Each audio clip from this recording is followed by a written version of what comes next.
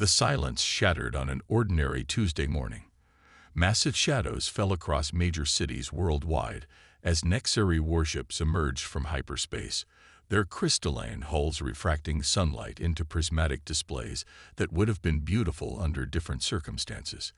Humanity's first contact with alien life came not with diplomacy or peace, but with fire.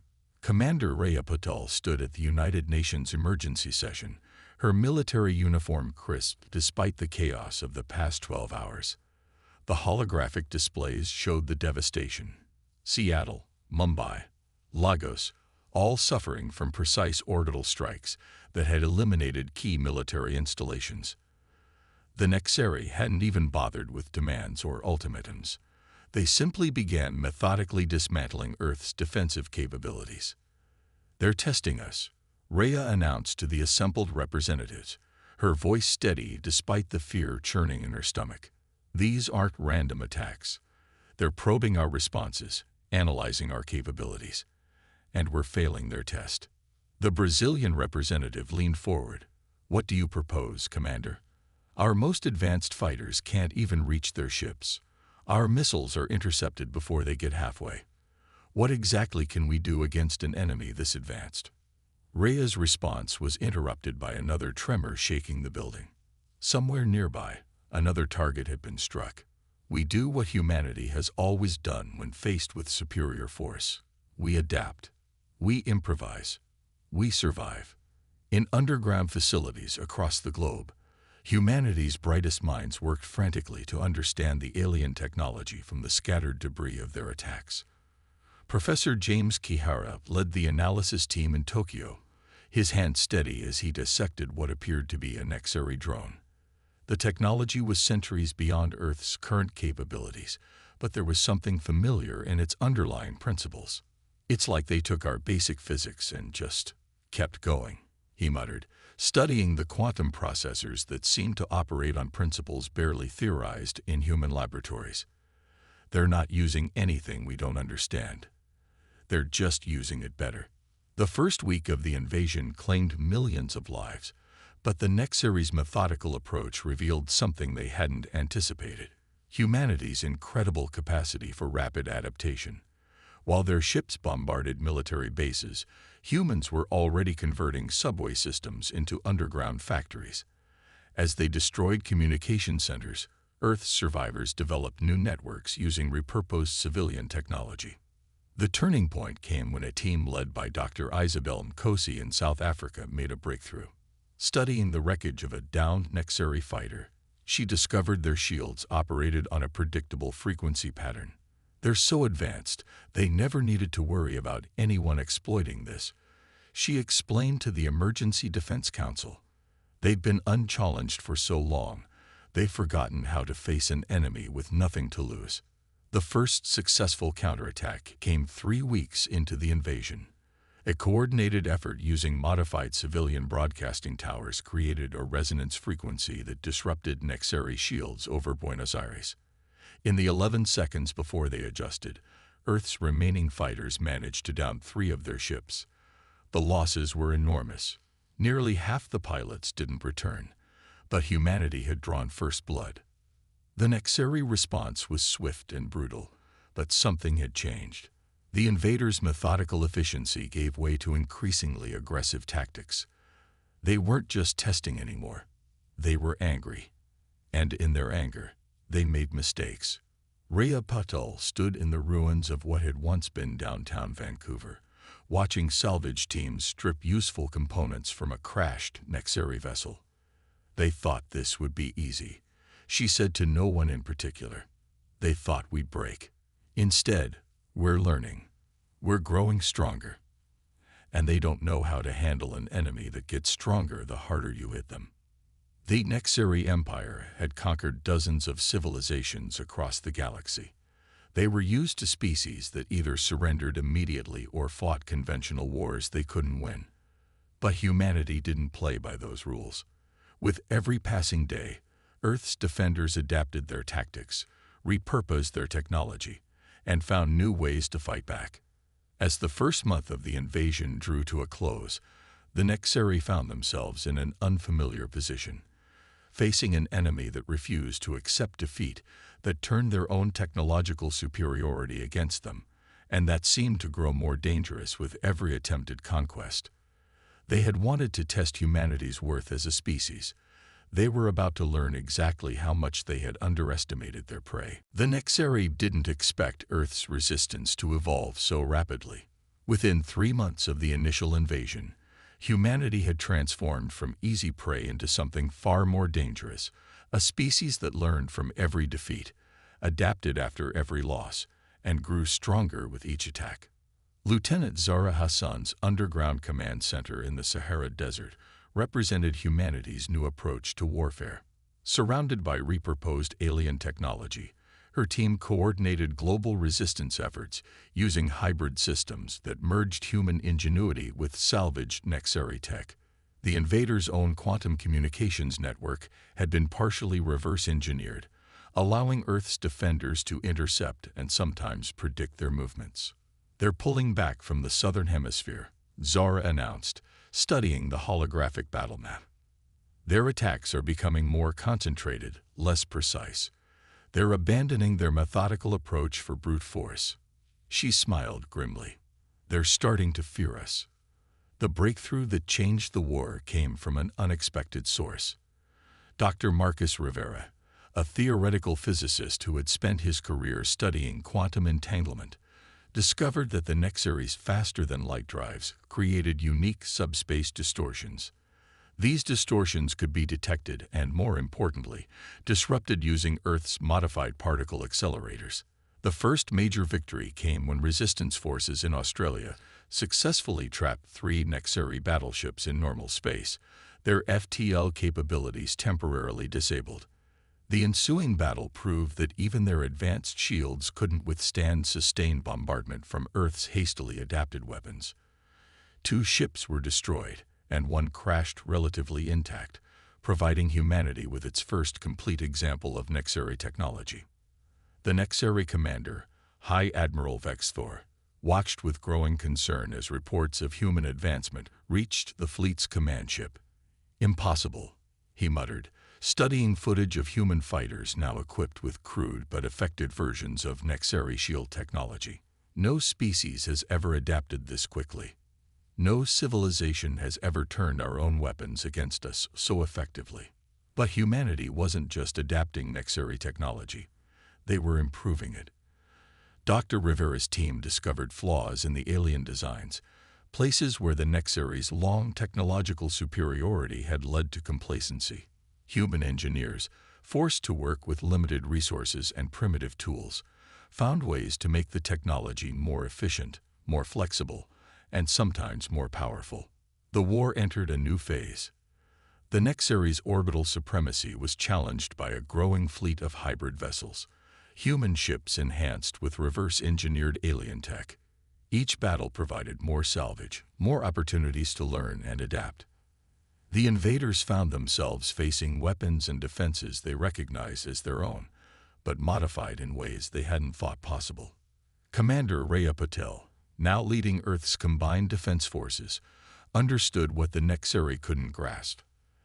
"They see technology as something to be mastered," she explained to the Unified Earth Council. "We see it as something to be evolved. They perfect a design and stick with it. We take that design and ask, what if? Every defeat teaches us. Every victory makes us stronger."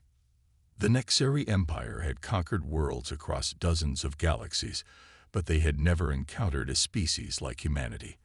They had expected Earth to fall like countless civilizations before it. Instead, they found themselves locked in a war of attrition against an enemy that grew more dangerous with each passing day. As the 6th month of the war began, High Admiral Vexthor faced an uncomfortable realization. The Empire had awakened something unique in human consciousness, a force that thrived on adversity, that evolved through conflict, and that refused to accept the limitations of their technology or their circumstances. The question was no longer whether Earth could be conquered, but whether the Empire could afford the cost of trying. Earth's transformation during the first year of war surpassed anything in human history. Cities moved underground. Entire continents became interconnected manufacturing centers, and the remains of fallen Nexeri ships were transformed into humanity's new instruments of war. Admiral Viktor Petrov led the newly formed Earth Defense Fleet from a command center built inside Mount Kilimanjaro. The holographic displays showed hundreds of human vessels, each incorporating salvaged Nexeri technology in ways the aliens never imagined. Their greatest mistake, Victor observed, was giving us time to learn. The Nexeri Empire faced an unprecedented crisis. Their initial invasion force, once overwhelming, now struggled against Earth's hybrid fleet. Human vessels, smaller but more agile, employed unconventional tactics that nullified the Nexeri's traditional advantages. Earth's defenders had learned to use the Empire's own quantum weapons in ways that defied their creator's understanding. Dr. Rivera's breakthrough in quantum physics led to the development of ghost ships, vessels that could briefly phase out of normal space, becoming virtually untargetable. The Nexeri's perfect formations proved useless against an enemy that could appear anywhere, strike, and vanish before their advanced targeting systems could respond. The tide turned definitively at the Battle of Luna. The Nexeri launched a massive assault on Earth's lunar bases, committing a third of their remaining fleet. They expected to face humanity's conventional defenses. Instead, they encountered something unprecedented. A coordinated defense that combined enhanced human technology with strategies no spacefaring race had ever attempted. High Admiral Vexthor watched in horror as human ships executed maneuvers his crews deemed impossible, using the moon's gravity well in ways that violated standard combat doctrine. Earth's defenders had adapted their ancient naval warfare tactics to three-dimensional space combat, creating chaos in the Nexeri's perfectly ordered formations. The battle lasted 3 days. When it ended, the Empire had lost 40% of their attacking force. More importantly, they lost their aura of invincibility. Across the galaxy, news spread of how a primitive species had not only resisted the mighty Nexeri Empire, but was now actively pushing them back. The war's impact reached far beyond Earth. Other subjugated species began to watch humanity's resistance with growing interest. The Nexeri's grip on their empire began to weaken as their resources were increasingly devoted to the Earth campaign. Questions arose in the Imperial Senate. How could a single planet require such effort to conquer? The answer was simple but terrifying. Humanity wasn't just fighting back, they were evolving. Each engagement produced new tactics, new technologies, new ways of thinking about warfare. The Empire's millennia of technological superiority had led to stagnation. They hadn't needed to innovate for generations. Now they faced an enemy that transformed with every battle. As Earth's forces pushed the Nexeri back beyond Mars, Admiral Petrov received an unexpected message. Representatives from 3 other species wanted to meet secretly with Earth's leadership. They had watched humanity's resistance with growing admiration. Now they offered something unprecedented, an alliance against their common oppressors. The war had entered its final phase, but not in the way the Nexeri had imagined. They had intended to test humanity's worth as a species. Instead, they had catalyzed the rise of a force that would reshape the galaxy. Humanity was no longer fighting just for survival. They were fighting for freedom, not only for themselves, but for every species that had suffered under the Empire's rule. The secret meeting took place in an abandoned mining facility on Titan. Representatives from the Lyrians, Vega Collective, and Centauri Remnant met with Earth's leadership to forge an unprecedented alliance. These species had watched humanity's resistance with growing hope. Here, finally, was a force capable of challenging the Empire's dominance. Dr. Nkosi led the technological exchange. The allied species possessed knowledge that complemented Earth's innovations. The Lyrians understood quantum mechanics in ways humanity was just beginning to grasp. The Vega Collective had mastered energy manipulation. The Centauri Remnant brought centuries of strategic experience fighting the Empire. But it was humanity's unique approach to warfare that transformed this alliance into something revolutionary. "You've achieved in months what we couldn't in centuries," the Lyrian ambassador admitted. "You don't just use technology, you reinvent it. You see possibilities where we saw only limitations. The combined fleet that assembled in the Kuiper Belt represented the first real threat to Nexari dominance in a millennium. Human ships, enhanced by Allied technology and crewed by mixed species teams, demonstrated capabilities that alarmed the Imperial High Command. The rebels weren't just copying Nexari technology anymore. They were surpassing it. High Admiral Vexthor faced a mutiny within his own ranks. Junior officers, impressed by humanity's achievements, questioned the Empire's superiority. Some defected, bringing with them crucial intelligence about Imperial fleet movements and technical specifications. The Empire's perfect order began to crack. The war expanded beyond the solar system. Human-led forces struck at Imperial supply lines, liberated conquered worlds, and gathered more allies. Each victory brought new technology, new tactics, and new hope to oppressed species across the galaxy. The Empire found itself fighting a war on multiple fronts, facing an enemy that grew stronger with each engagement. Commander Rhea Patel, now Fleet Admiral of the Allied forces, understood the historic significance of what was happening. Humanity had become more than just another species fighting for survival. They had become a symbol of resistance, proof that the Empire wasn't invincible. The decisive battle approached as the Allied fleet prepared to strike at the heart of the Empire. Recent intelligence suggested growing instability in the Imperial capital system. The Nexari Senate was divided, with a growing faction advocating for peace negotiations. But the hardliners, led by High Admiral Vexthor, refused to consider surrender. Earth's transformation from a single isolated planet to the leader of an interstellar alliance had taken less than 2 years. The Empire's attempt to conquer humanity had instead created their worst nightmare, a species that thrived on adversity, that learned from every defeat, and that inspired others to rise against their oppressors. As the Allied fleet assembled for their final offensive, Admiral Patel addressed the combined forces. The Empire thought they were testing our worth as a species. Instead, they taught us who we really are. Today, we carry the hopes of every species that has suffered under their rule. Today, we prove that no power in the universe can chain the spirit of freedom. The Empire had unleashed something they couldn't control, not just humanity's technological advancement, but their capacity to unite, adapt, and inspire. The galaxy watched as the final battle approached, knowing that whatever the outcome, the age of Imperial dominance was ending. A new era was beginning, shaped by the species that had learned not just to survive, but to thrive in the face of overwhelming odds. The final battle began at dawn, Imperial time. The Allied fleet emerged from quantum space above the Nexari throne world, their ships arrayed in formations that defied conventional military doctrine.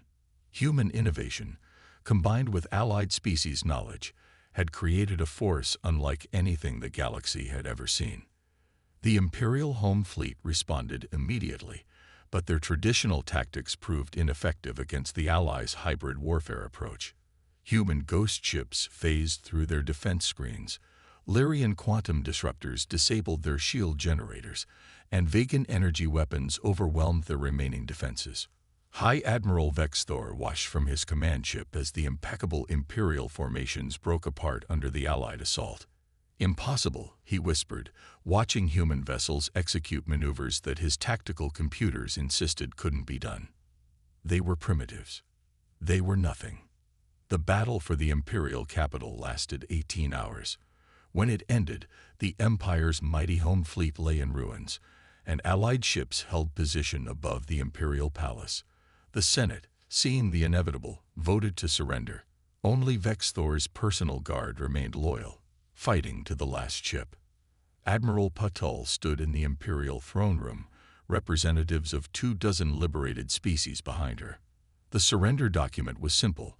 The Empire would be dissolved, its territories given independence, its technology shared among all species.